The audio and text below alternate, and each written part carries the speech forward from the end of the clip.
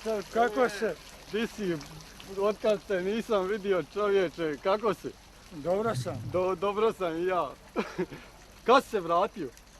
Pa vratio sam se, ima pola sata. Šta si htio reći, odakle si se vratio?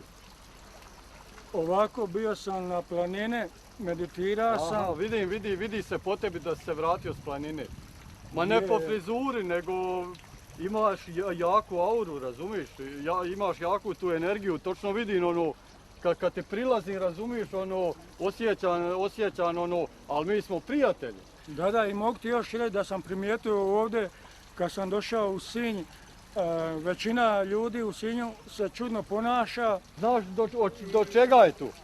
Evo, tako mi se čini, razumiješ, cijeli grad je nekako obuzet nekim čudnom atmosferom, razumiješ? Da. Ja odam kroz grad i dica se ponašaju malo razumiješ, drugačije nego što se ponašala i odrasli ljudi i žene i starci, razumiješ, su postali nekako mladi duhom, razumiješ, sad ono, ko da su pomalo drogirani, ali ne znam o čemu se radi, jel tako?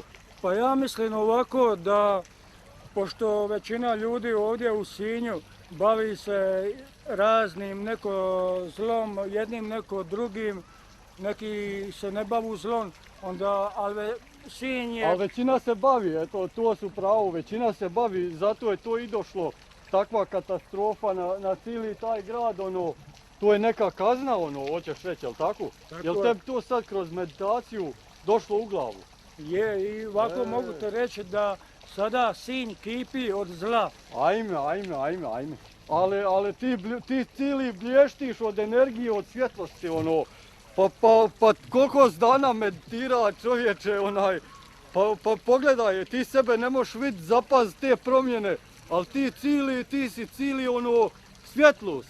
Ja govorim, je li ono Boro Li ili je kugla svjetlost? Nego čuo sam za neko predavanje ovdje u gradu, pa ću ja pogledat to predavanje, o čemu se radi, o Šitivić na predavanju. Ja sam čuo da je došao neki doktor, jel tako, veterinarske neke profesije, jel tako?